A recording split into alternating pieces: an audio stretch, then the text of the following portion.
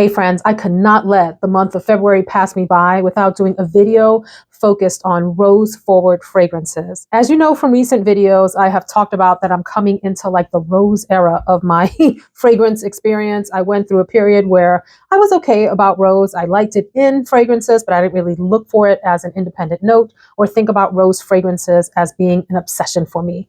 But as it goes with any hobby, there are parts of the hobby that you sort of amp up at certain points, and maybe at that time other parts are less featured or not quite in the forefront of your thinking, and then it sort of modulates, right? So I've come into a rose era where I have realized I have a lot of rose fragrances. That probably means I really am enjoying this note more than I give it credit for. There's an entire corner of my linen closet where I have several dozen rose fragrances that I'm actually really enjoying and that I think about wearing a lot here as we transition from late winter into the early part of spring. So I'm sharing 7 here that I have mentioned in other videos, but I haven't given a lot of hype to. This doesn't mean that these are my top 7 choices. In fact, one of these is likely going to be on Mercari soon, but I do think it's beautiful and want to describe it to you because you may be interested in trying it out. Can I just pause to say, I like to share with you a wide variety of fragrances. That doesn't mean that I particularly myself, for my own taste, absolutely adore and love every fragrance that I share. I enjoy trying things out and telling you about them and giving you an idea of whether you might like it or not. And then you get to make that decision for yourself. So I'll have the sort of usual suspects that I have been loving on and showing a lot of attention to in the pinned comment below as additional recommendations. For example, Delina Exclusive, Atomic Rose, New York 5th Avenue, La Nuit Trésor Nude, etc. There'll be a list down there. These are ones that I think probably should get a little bit more love. Let's jump in. So I have ordered the 7 fragrances in terms of intensity from my perception, from sort of the lightest, easiest wear to the most intense, late evening, knock you out kind of a wear. And so I'm going to start off with Michael Malul's Rose and Honey. I absolutely adore this bottle, as I've mentioned before. It's almost like a beigey, rosy, nudie color, which is great for make a great nail color. I wish I had a nail polish this color. So, and I wanted to say, make sure that you check out notes on the actual website of the house and don't just always rely on Fragrantica, which is a great resource. Listen, I'm on Fragrantica all the time, but you don't always get the proper note structure as you would from the actual house itself. So that said, what stands out to me most from here is a very light rose petal smell. So when you think about a bouquet of roses and you imagine young, fresh roses and actually putting your hands on a rose petal, it has a very sort of soft cashmere touch to it. That's a little bit what this fragrance smells like. If you've crushed a rose petal in your hands and had the opportunity to smell your fingers after, there's a bright, light, almost airy, pretty rose oil smell. And that is what you get here alongside a very soft honey. The honey is subdued here. It is not an alemanic honey like you would find in zoologist honey, for example, or is it bee? It's not called honey, Veronica. Bee from zoologist or bee from Ellis, Brooklyn. Not that kind of honey. This is a very soft, subtle, thin wisp of a strand of honey to support the rose and keep it from being way too lofty, like a balloon flying away. It anchors the fragrance some. According to the website, there's actually vetiver and an amber musk in the base. And I can't say that I get a lot of that. It's mostly that rose petal and soft honey for me. There's maybe like a bright, soft, citrusy aspect super far in the background, and it's a very easy wear. This lasts decently. It's going to take you through about 6 to 8-ish hours if you have the same experience as me, and just like what a delightful bottle. So this is an easy wear across genders, across age groups, easy to the office, easy among friends, easy for brunch, easy around the house, easy everything. Probably my top pick for the most likable rose that I'm going to share today. The website for this next fragrance calls it a bright, youthful, preppy floral with 2 types of rose and some other notes. This is Nette Rose Parade. You know, I'm not the craziest about these bottles as I've shared. They're okay. I wish it was just a simpler top. Who cares? The fragrance is really very nice, almost like an effervescent, happy, delightful rose.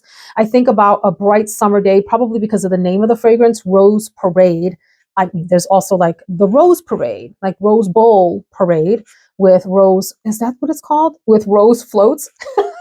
and what the air might smell like around those. So this gives me very much a floral shop smell. When you open the door to a floral shop, or when you open the fridge door where flower bouquets are held, especially if there are a lot of rose bouquets, like a rose dominant set of bouquets.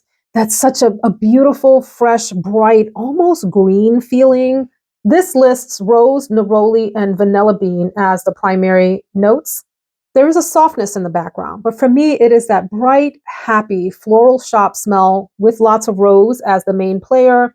And it reminds me of a sunny day. It's a really happy, bright fragrance. And this is really good. A hidden gem from the Nette line. This is available on the Nette website and also on Sephora, where I got it from during one of the Sephora sales.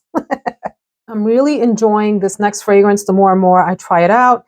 And this is Lychee Rose from Neste. So this has a little bit more heft than perhaps the Nette Rose Parade, and perhaps more presence than the Rose and Honey, which is maybe the lightest of the bunch, although this has pretty decent longevity.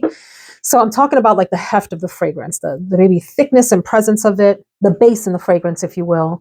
So the primary notes for this one are lychee, a really bright, juicy lychee, rose absolute, and here's what I love, a champagne note, which you do pick up in this fragrance. There's this happy like effervescence to this.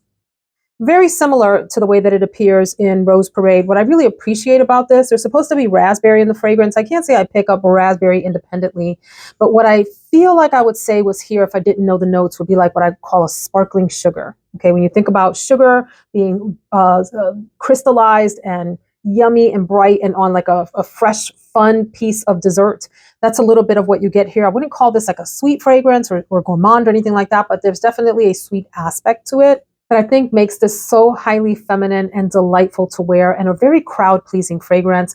And gosh, these bottles. I mean, come on, friends. Look at how cute. And then you have the little feature on the back.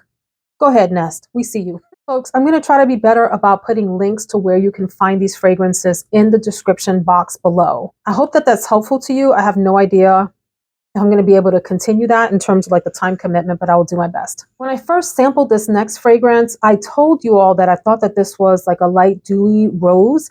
And the more that I tried it and actually had on skin, again, the sampling experience isn't always the full picture. I realized that it's actually not that dewy of a fragrance the way it's described. And it's a really deep fragrance for me. This is Veronique Gabai, and this is Noir de Mai. Really, really nostalgic fragrance. Very much reminds me of old school perfumery. And by old school, in my context, I'm thinking of the late 70s, 80s into the early 90s, where you had some real powerhouse floral amber types of fragrances. This is a dark, deep rose. It's not gothic in terms of being a rose. You know, it's almost like a chocolatey rose. And I don't know if I'm thinking that because of one of the fragrances that's coming up and I've got chocolate on my mind about it. But something like that, something deep and creamy, even like almost like a buttery rose, if that's a thing, alongside a deep, comforting, round, thick amber. There's a little oak moss in the base, which for me, I would say if anything, I might pick up like a real slight tinge of like a green, almost hay type of deal far in the background, like vetiver gives off. I don't know if that's my mind playing tricks on me or what, but primarily a very sexy grown rose and amber fragrance that just feels like comfort in a bottle. It feels like sophistication in a bottle. It feels like what? Your mom or your auntie's hug. I've been saying that a lot lately because it's what it reminds me of. Very, very good date night fragrance. I can't say enough about this line, these beautiful bottles, and the quality of the fragrance experience. Then this next fragrance and we fell in love on a two-way street. I don't know what the next part of the line is. I can't say that we left it on a no-name highway because it came home to me. This is a toe curler of a fragrance for me. I mentioned that when I sampled this, the entire edges of the room just became really fuzzy and distant and far from me. And it was just me and this fragrance in a bubble. It's Andrea Maack, and this is Pavilion. This is worth every penny of whatever they're asking on any website anywhere. I would pay more than the retail price for how beautiful this one is. Now we're getting into post-work, deeper evening. In fact, this might have been on the very far end of the spectrum, but there were three fighting for the spot, and you'll see why the other two are where they are. This is a rose and oud combo, and it does have praline in it. I mentioned in another video that it is reminiscent of Oud Bouquet from Lancôme. Not as sickly, sort of overpowering and cloying as that one, which is a beautiful fragrance also. The main difference for me is a prominent vanilla in the fragrance that I think keeps this a little bit softer around the edges than perhaps Oud Bouquet can get. I can't get enough of this fragrance. It is strong. It is alluring. It's supremely sexy, in my opinion. It's captivating. It makes me want to keep coming in for a sniff. It's like a magnificent, very palatable oud and the sweetness from the vanilla. Friends, just, if nothing else, get yourself a sample of this and try it. Maybe you'll hate it.